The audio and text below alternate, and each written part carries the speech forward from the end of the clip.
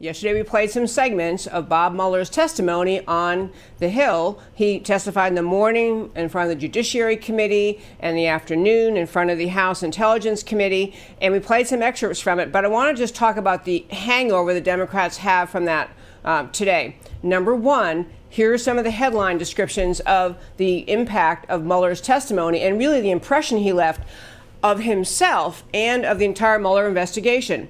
Devastating, embarrassing, humiliating, clearly ended the impeachment possibility. His testimony was both rambling, confused, uncertain of what he was saying, unable to focus on a question, said he never heard of fusion GPS. In fact, I thought one of the most astute observations was, as you looked at him, it kind of seemed like he really didn't know very much about the Mueller investigation at all. The whole Trump-Russia collusion, he didn't seem to understand what had happened. He's seen these facts that were presented to him related to how the whole thing got started, which is the investigation now ongoing, as to how the whole thing got started. He seemed to not have ever heard of any of it. So just the opposite of a home run for the Democrats. I want to mention, too, though, that just if you think that I'm exaggerating how bad it was, Shannon Bream, who is a Fox News, has her own Fox show on Fox News, she reached out via Twitter to 70 Democrat members of the U.S. House, inviting any of them to join her on her show to talk about what did you think about the Mueller hearing. How many people do you think responded out of 70? And the answer is 0. Not one Democrat wanted to come on with her.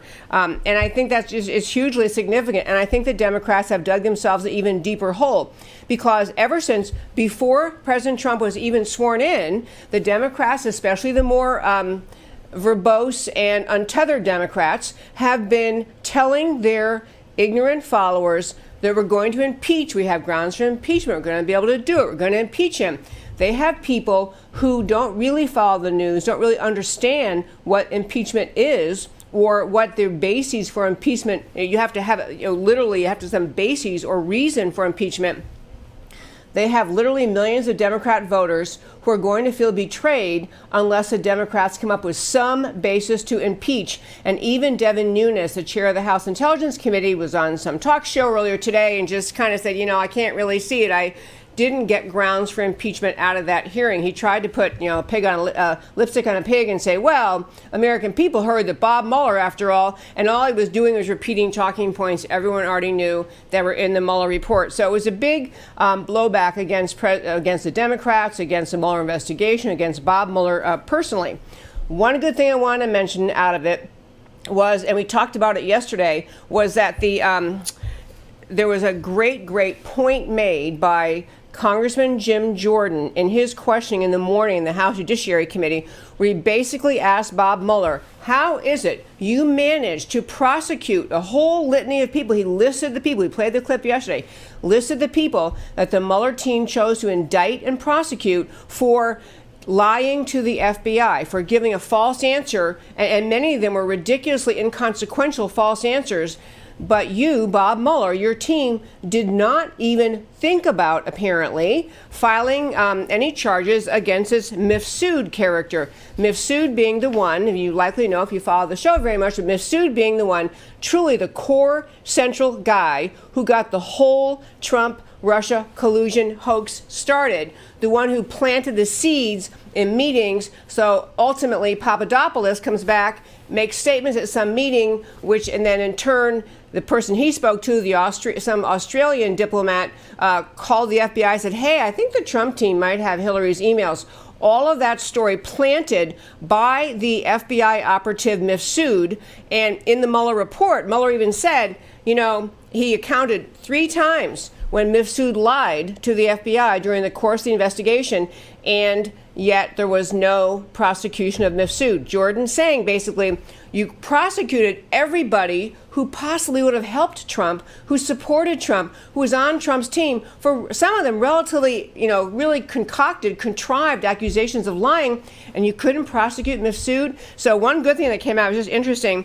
Joe DeGenova, who is a prominent attorney in Washington, D.C., he's a former U.S. attorney for Washington, D.C., said on a talk show yesterday, I think, think, on Lou Dobbs. Yeah, he said that he, along with his wife and other also prominent attorney Victoria Tensing, they both said on Lou Dobbs' show that indeed both U.S. Attorney John Durham, and that is the one that Attorney General Barr has looking into the beginnings, the predicate, like how did we get here, the very beginnings of how did this whole Trump-Russia collusion hoax get started. So he said both Durham and also Inspector General Michael Horowitz, whose job it is to come up with, he's the Inspector General for the FBI, he's supposed to come up with a report later.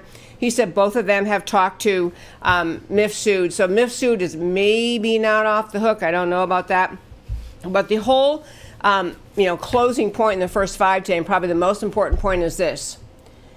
The term impeachment has been thrown around by truly, deeply irresponsible members of the United States Congress and members of the media, seeming to feed and foment among less informed Americans that somehow because you don't like President Trump, or you kind of wish he hadn't won, or you're on Hillary's side, or you think maybe these unfounded accusations of racism are justified, those people in Washington have fed the belief into some sector of the American people that just because you don't like President Trump and you don't like his personality, that is grounds for impeachment. And there is really, this is a teachable moment for America. It would be a wonderful thing if there'd be some Democrat official willing to speak up and in a broad-based, clear way explain, we can't just impeach President Trump because you don't like him.